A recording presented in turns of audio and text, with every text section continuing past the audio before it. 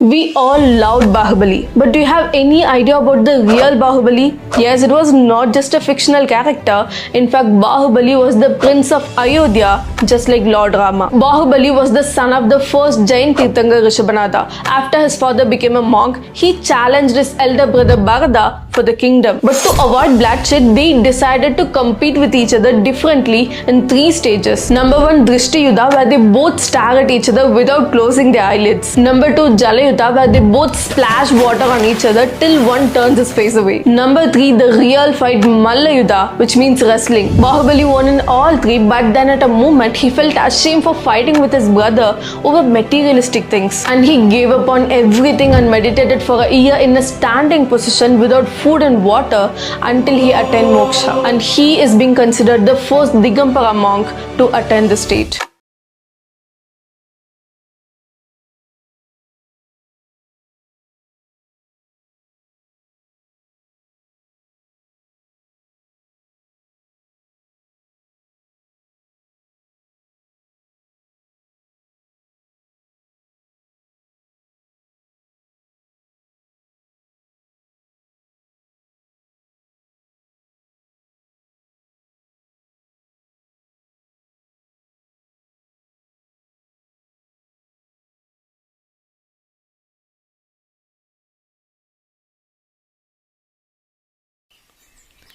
अरे ये देखो, पार्श्वनाथ भगवान इतने डार्क स्केरी जंगल में कैसे फियरलेस और शांत भाव से तपस्या कर रहे हैं।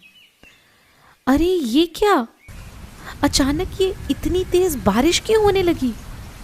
ओह, ये तूफान कहाँ से आ गया? इतने लाउड स्केरी थंडरस्टॉर्म्स। ये तो जोर से स्टॉर्मी हवा चलने लगी, हेलस्टोन्स भी गिरने लगे। ओह, अब तो पत्थर भी गिरने लगे। What is going on?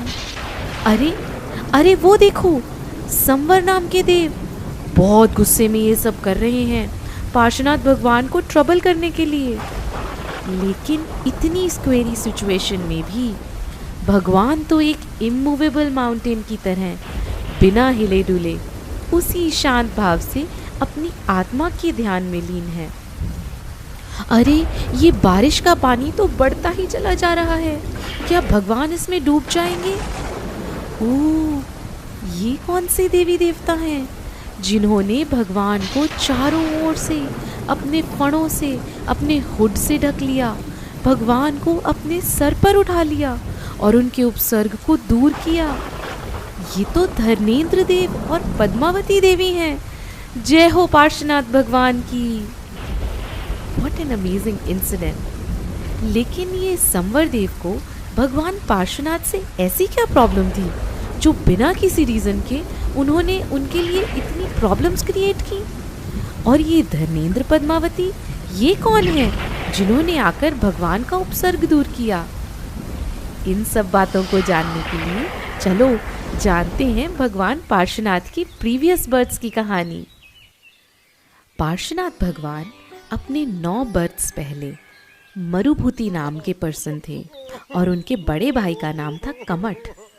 Kamath ने एक दिन बहुत गुस्से में अपने भाई मरुभूति को एक बहुत बड़े पत्थर से मार दिया और वो पत्थर इतनी ज़ोर से लगा कि मरुभूति के प्राण ही निकल गए। इतनी टेरिबल हिंसा के कारण Kamath he became a cruel snake in the next birth, and Marubhuti, he became a very sober elephant.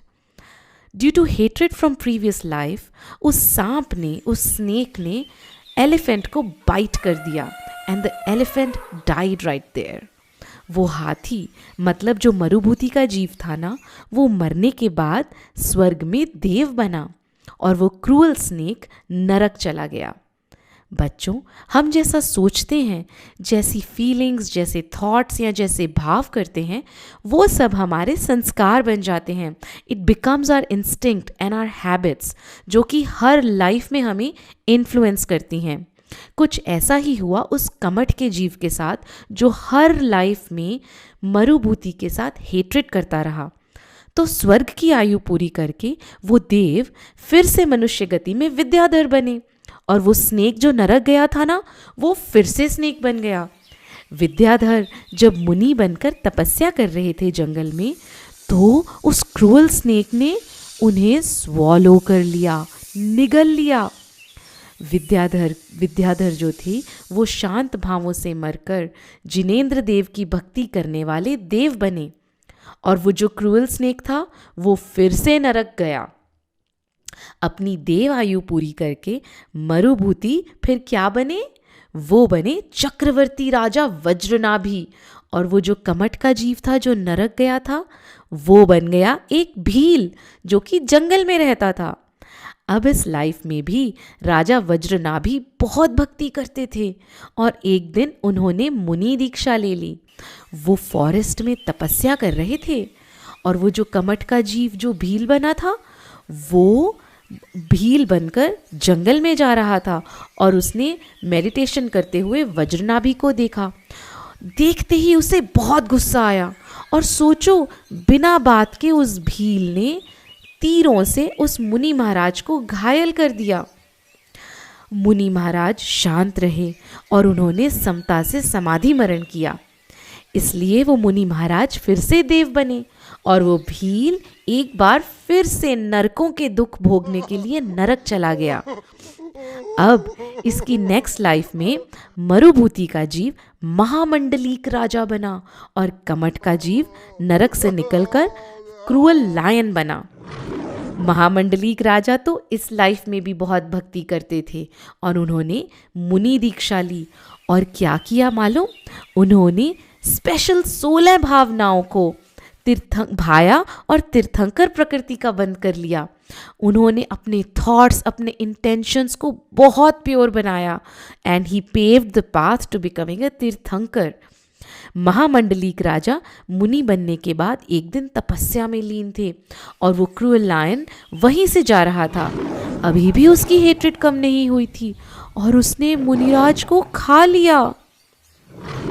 मुनिराज अब भी समता भाव से उपसर्ग सहते रहे, और मरने के बाद स्वर्ग के किंग इंद्रदेव बने, और हिंसा करने से लायन तो नरक चला गया। इंद्रदेव की आयु पूरी करने के बाद उनका बर्थ हुआ प्रिंस पार्श्व कुमार बनकर। इस भव में, मतलब इसी लाइफ में, पार्श्व कुमार क्या बनेंगे? बताओ बताओ। तीर्थंकर, सही कहा। And on the other side Kamath का जीव बन गया एक फ्रॉड तापसी, मतलब फेक तपस्या करने वाला। एक दिन प्रिंस पार्श्व कुमार अपने फ्रेंड्स के साथ कहीं जा रहे थे, तो उन्होंने देखा कि ये तापसी पंचाग्नि तप कर रहा है, मतलब 5 डिफरेंट प्लेसेस पर फायर जलाकर यज्ञ कर रहा है। पार्श्व कुमार को एक स्पेशल नॉलेज थी, अविधि ज्ञान, और उन्होंने उस ज्ञान से जाना कि जिस फायरवुड को वो तापसी यूज़ कर रहा है जलाने के लिए, उसमें तो नाग नागिन जल रहे हैं। दयालु और जीवों की रक्षा करने वाले पार्श्व कुमार ने तापसी से कहा कि प्लीज़ वो लकड़ी को ना जलाए, क्योंकि उसमें तो नाग और नागिन का जोड़ा है जो जल रहा है। लेकिन तापसी ने उनकी बात नहीं मानी और बहुत गुस्सा करने लगा। पार्श्व कुमार के रिक्वेस्ट करने पर भी तापसी नहीं माना, और उसने गुस्से में अपनी एक्स लेकर उस लकड़ी को ही कट कर दिया और बोला, बताओ कहाँ है इसमें नाग नागिन। और उस वुड में से घायल, इंजर्ड, छटपटाते नाग और नागिन का पैर निकला। नाग और नागिन को मरता हुआ देखकर पार्श्व कुमार ने उन्हें नमोकार मंत्र सुनाया।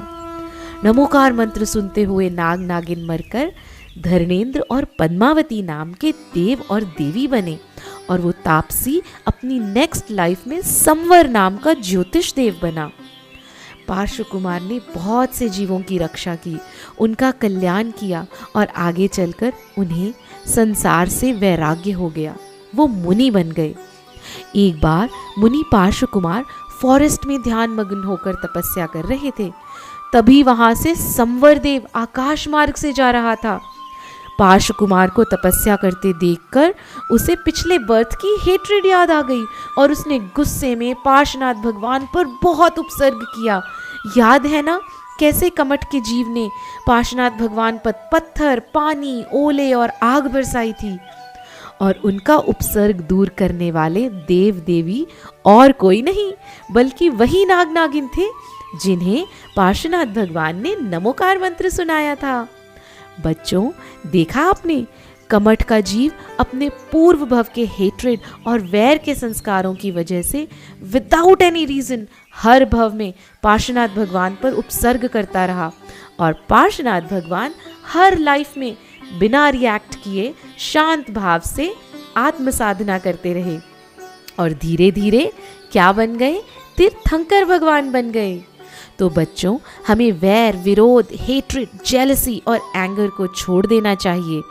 हर सिचुएशन में शांत और समता रखनी चाहिए, चाहे कोई हमें कितना ही ट्रबल क्यों ना करे। चलो, हम सब प्रॉमिस करते हैं कि हम सब अपनी टॉलरेंस को बढ़ाएंगे और सहनशील बनेंगे ना? जय Jinendra. Why don't Jain people eat onion and garlic? The fact is, it's not just onion and garlic. They don't eat carrot, beetroot, potatoes, and even radishes. Why? All of the vegetables I mentioned now have something in common. These all are root vegetables, which means they grow under the soil. Jainism's motto is Ahimsa Paramo Dharma, which means do not injure, abuse, or kill any living being. They consider non-violence as the highest moral virtue. So when it comes to root vegetables, we pluck the whole plant in order to get those vegetables, which leads to the end of life for that plant, and this is considered a sin in Jainism.